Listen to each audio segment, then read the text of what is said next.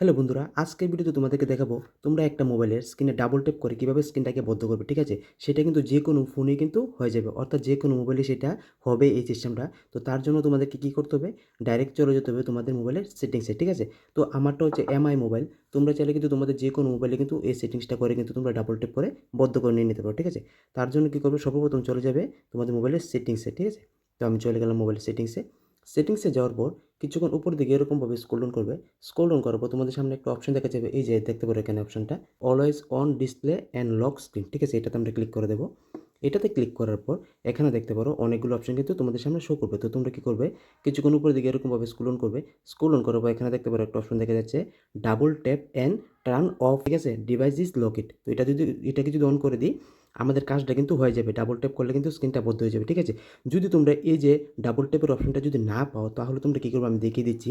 তোমরা এখান থেকে অ্যাপটা থেকে বেরিয়ে যাবে, যে সাইটটা রয়েছে এটা থেকে বেরিয়ে গিয়ে একদম যে সেটিংসে গিয়ে উপরে দেখতে পারবে একটা অপশন থাকবে যে সার্চ, ঠিক আছে? আমি আবারও দেখিয়ে দিচ্ছি। উপরে দেখতে পাবে এখানে একটা অপশন দেখা যাবে সেটিংসের, এখানে সার্চ সেটিং বলে একটা অপশন পেয়ে যাবে। এখানে তোমরা ট্যাপ করবে, ট্যাপ করে লিখবে যে ডাবল ট্যাপ, এটা এখানে লিখবে, ঠিক আছে? আমার এখানে অলরেডি লেখা আছে, তো ডাবল ট্যাপ লিখে দিবে।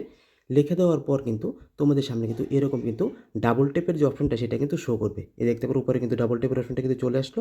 তো তোমরা, আমি এটা দেখালাম কিসের জন্য, সার্চটা যদি তোমরা প্রথম যে আমি সিস্টেমে দেখেছি ওটার মধ্যে যদি না পাও, তাহলে তোমরা গিয়ে ডাবল ট্যাপে গিয়ে সার্চ করবে, ঠিক আছে?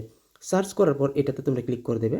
এটাতে ক্লিক করার পর হ্যাঁ দেখতে পারো ডাইরেক্ট কিন্তু আমার ডাবল ট্যাপের যে অপশনটা সেটা কিন্তু এগেইন কিন্তু এখানে কিন্তু শো করছে, ঠিক আছে?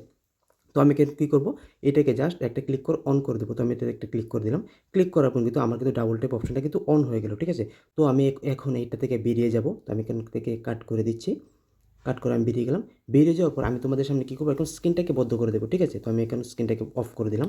অফ করার পর এটা দেখতে পারো আমার আঙুলটা, ঠিক আছে? আমি এখানে এটাকে ডাবল ট্যাপ করবো। এই যে ডাবল ট্যাপ করলাম, এটা অন হয়ে গেল, ঠিক আছে? হ্যাঁ দেখতে পেলে ডাবল ট্যাপ করার পর এটা কিন্তু অন হয়ে গেল, ঠিক আছে? তো আমি এখন কী করবো, এগেইন আবার ডাবল ট্যাপ করবো। হ্যাঁ দেখতে পেলো ডাবল ট্যাপ করছি। তো আবার আমি এটাকে ডাবল ট্যাপ করবো। এই যে ডাবল ট্যাপ করলাম, অন হয়ে গেল। তো আবার আমি ডাবল ট্যাপ করছি, এটা কিন্তু অফ হয়ে যাবে। এই যে ডাবল ট্যাপ করলাম, এটা অফ হয়ে গেল। তো এটাই হচ্ছে যে সিস্টেমটা, তোমরা এই সেটিংসটা করে কিন্তু তোমরা কিন্তু তোমাদের মোবাইলে কিন্তু ডাবল ট্যাপের অপশনটা কিন্তু অন করে নিয়ে নিতে পারো, ঠিক আছে? যদি প্রসেসটা ভালো লাগে, সিস্টেমটা ভালো লাগে, অবশ্যই ভিডিওটা একটা শেয়ার করবে এবং দেখা হচ্ছে পরবর্তী অন্য একটা ভিডিওতে। ততক্ষণের জন্য বাই।